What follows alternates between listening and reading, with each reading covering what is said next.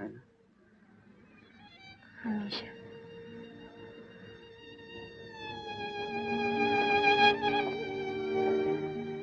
कभी कभी लोग एक दूसरे को इतनी अच्छी तरह क्यों समझने लगते हैं? क्यों?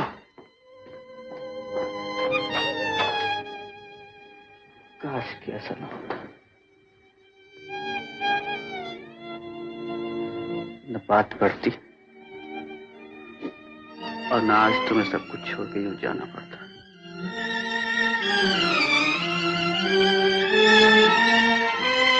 इंसान हर चीज से दूर भाग सकता है, लेकिन अपनी किस्मत से नहीं।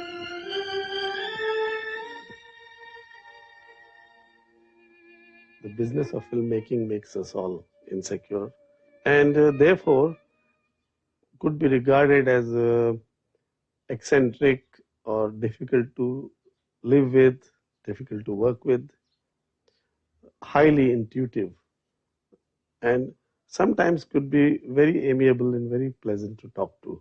But sometimes it would go into a shell and not be available to anyone.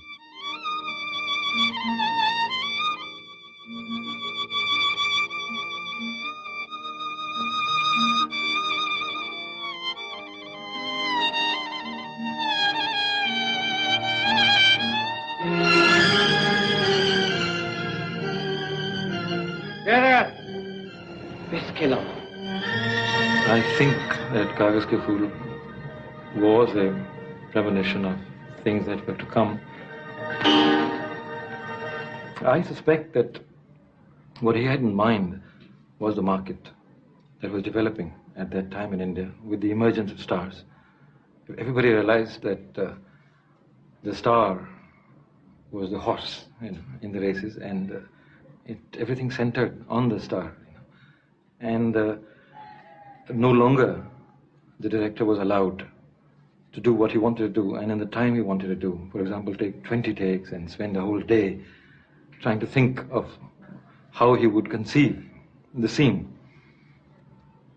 Guru Dutt himself had no reason to be anxious about the rejection of a film, because throughout his career, whether they were comedies or tragedies, he made more or less successful films. But he didn't realize that the film that he was making was going to be itself a big disaster. कागज के फूल जब release हुई तो उस वक्त शुरू में यहाँ उतनी पसंद नहीं हुई थी बॉक्स ऑफिस उसको। वजह ये थी कि उसमें एक कंफ्यूजन था कि ये कहना क्या चाह रहे हैं, ये बात आखिर तक क्लियर नहीं हुई थी उसमें। और उस वक्त उनकी मेंटल हालत भी ऐसी थी कि वो क्लियर नहीं थे। डोमेस्टिक लाइफ भी उनकी बहुत उलझी हुई थी, तो कहानी चेंज होती चली गई। ये जितनी फिल्म रिलीज हुई है इससे ज्यादा वहां कट के डब्बों में पड़ी होगी। तो मैं समझता हूँ कि ये गाना बिछड़े सभी बारी बारी यही वो कहानी थी उनकी।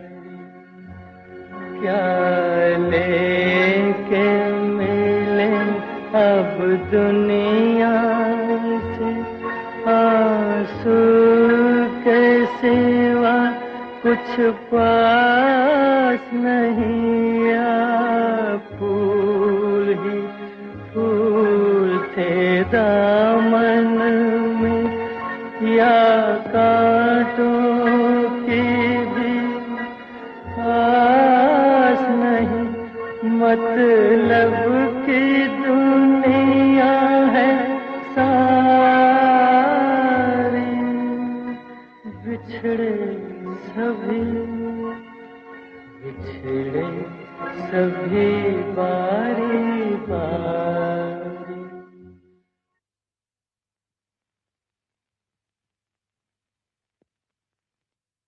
जब उन्होंने 14वीं का जान शुरू की थी तो उन्होंने उस फिल्म की डायरेक्शन सादिक साहब को दी थी, क्योंकि उन दिनों सादिक साहब की माली हालत बहुत ख़राब थी।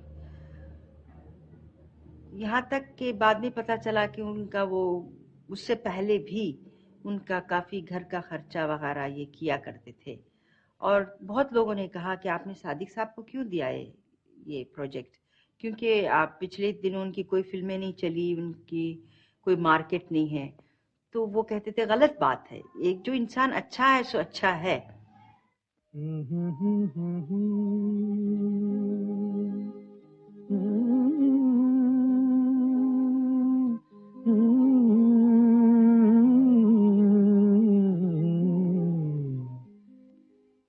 चौदहवीं का चांद हो या आफताब हो,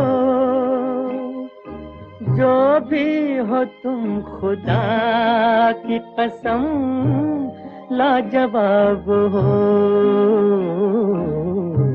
चौदहवीं का चांद हो या आफताब हो, जो भी हो तुम खुदा की कसम लाजवाब हो। चौदहवीं का चांद हो।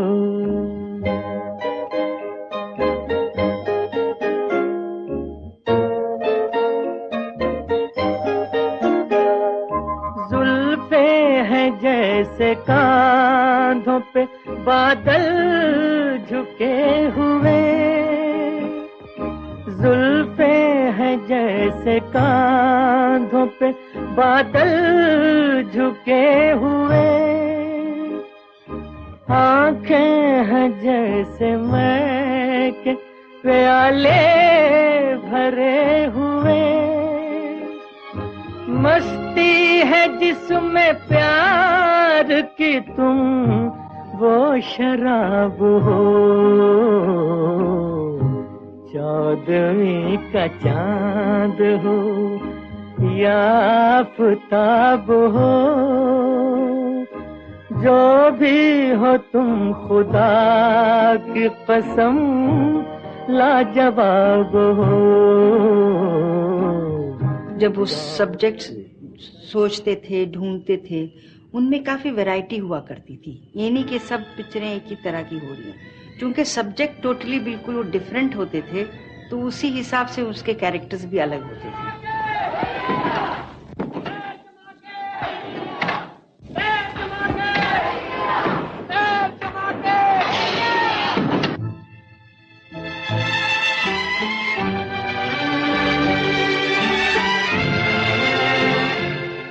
सेंट फॉर द नॉवेलिस्ट विमल मित्रा, और मुझे और नॉवेलिस्ट को वहाँ खंडाला में बंगला लेके 2 महीने हम लोग साथ रहते, तो नरेशन देते थे और उस पे से हम लोगों ने बनाया स्क्रीन प्ले उसका। It was a sort of history of Calcutta.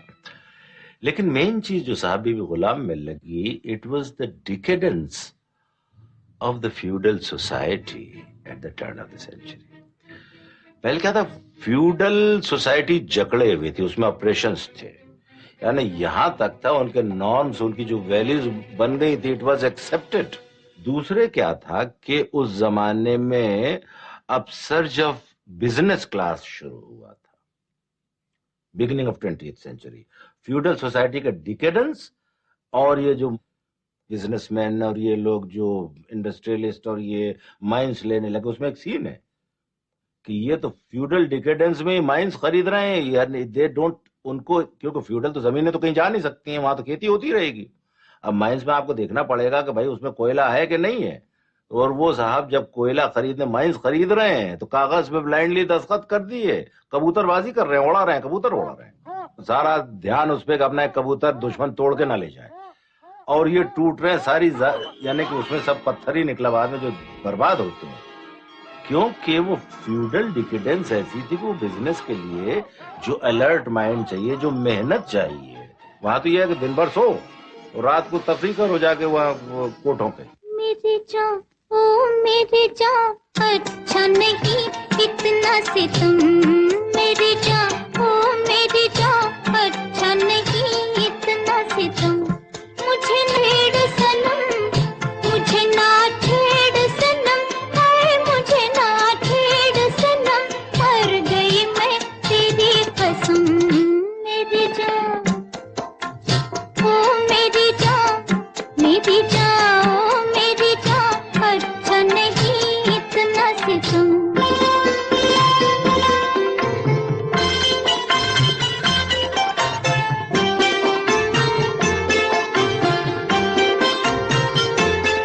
Bhootnath का कैरेक्टर था वो तो हमें नॉवल से मिला था, विमल मित्रा का किया हुआ, तो उसको थोड़ा सा लाइटर शेड्स मैंने दे दिए थे, लेकिन मोस्ट ऑफ द कैरेक्टराइजेशंस और इंसिडेंट्स वो सब नॉवल से मिले थे। और आई डोंट थिंक वो रस्टिक टाइप का वो character which was closer to Guru Dutt, और उसको थोड़ा सा लाइट शेड, नॉवल में उतना लाइट नहीं है लेकिन इसको थोड़ा सा एकदम कंट्री ओकल, एकदम खरैया देहाती बताया। बड़े शर्मीले मालूम होते हो तुम। जी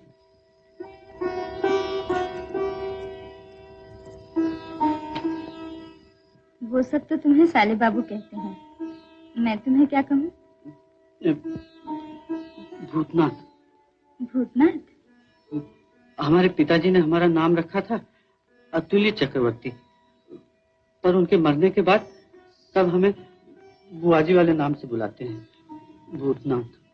हाँ हाँ, क्यों नहीं, बड़ा ही सुंदर नाम है भूतनाथ। जी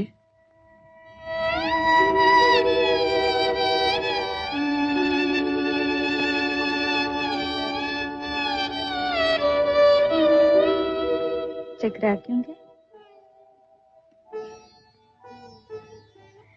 मैं तो तुम्हें भूतनाथ ही कहूंगी, भगवान के कई नामों में से एक है वो तो। और तुम मुझे छोटी बहू कह सकते हो? The greatest contribution that I think he made to Bombay films was that he began to stress the roles played by women. You look at the entire cinema of his contemporaries, and even now, majority of it, you will find that the women have always played the heroine's second role in a sense, But with Gurudutt in Bombay, the roles of women are very important. जाते कहाँ हो? जवाब दो मुझे। तुमने मुझे दूसरी बहू जैसा समझ रखा है ना? किस बिस्तर पर? मगर तुम क्या उनसे अलहदा हो? आसमान से उतरी हो क्या? हाँ हाँ, अलहदा हूँ। अलहदा ना होती तो मेरे नसीब में ये दुख क्यों? आज तक किसी दूसरी औरत ने इतना बड़ा बलिदान दिया है भला? हिंदू घर की बहू होकर शराब पी रही है ना?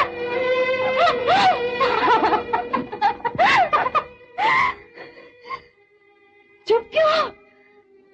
बोलो, मैं कहती हूँ जवाब दो मुझे। किस मुंह से मेरी तुलना तुमने दूसरी बहू से की? जो कुछ उनके पास है वो मेरे पास। वो सब क्या दे सके तुम मुझे? मुझे माँ कहकर पुकारने वाला। छोटी बहू। He had, I should say, sort of jeweler's eye. Just as a jeweler can find out which is the best diamond or the qualities of the diamonds, He had that knack. Whenever he meet people, if he talk to them, he would understand, yes, this man has got something I should extract from him. So he had that knack of extracting from the person his best. That's how he had been very successful in having a good team. He had that knack. It's something remarkable.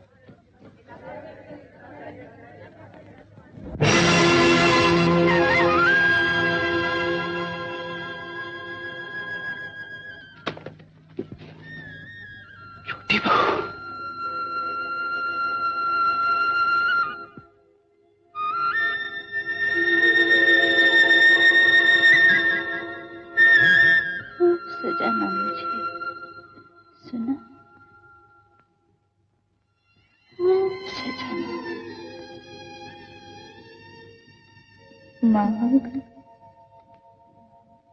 मांग सिंदूर से भर देना रे,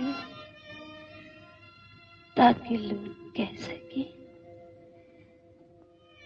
सती लक्ष्मी चल बसी, सती लक्ष्मी चल।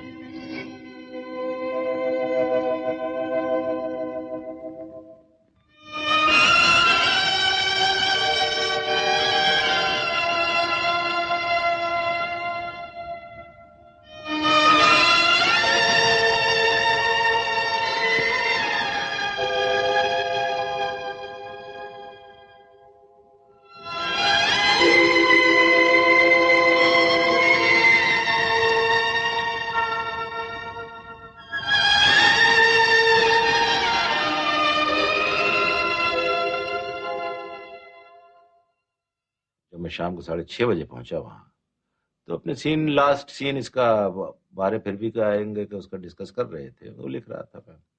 Drink उन्होंने 5 बजे शुरू कर दी थी।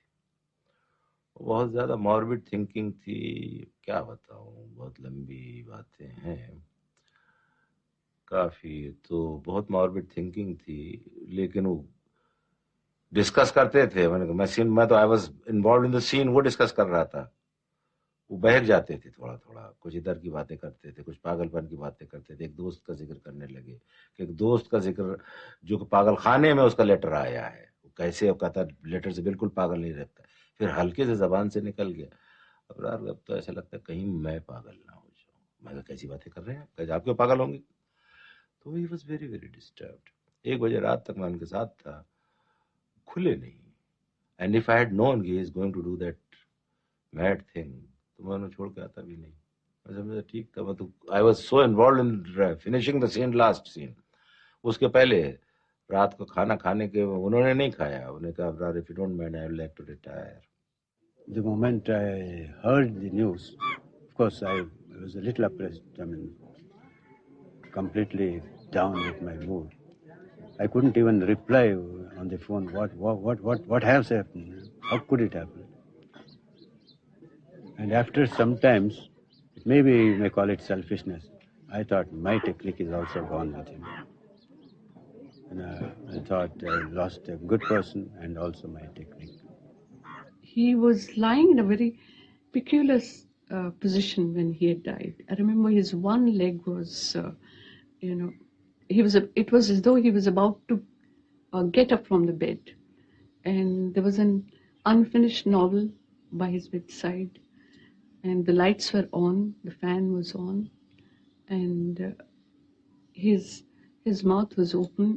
It was and his one arm was this way, about to say that, I want to say something, I want to get up. You couldn't read through him. But I read one thing about him, in those days also, that he really was lost. Lost in filmmaking, but lost to life. रहने को सदा दहर में आता नहीं कोई, तुम जैसे गए ऐसे भी जाता नहीं कोई। एक बार तो खुद मौत भी घबरा गई होगी, यूं मौत को सीने से लगाता नहीं कोई। डरता हूं कहीं खुश्क न हो जाए समंदर, राख अपनी कभी आप बहाता नहीं कोई। साकी से गिला था तुम्हें मैं खाने से शिकवा, अब जहर से भी प्यास बुझाता नहीं कोई। माना कि उजालों ने तुम्हें दाग दिए थे, बेरात ढले शमा बुझाता नहीं कोई। रहने को सदा दहर में आता नहीं कोई, तुम जैसे गए ऐसे भी जाता नहीं कोई।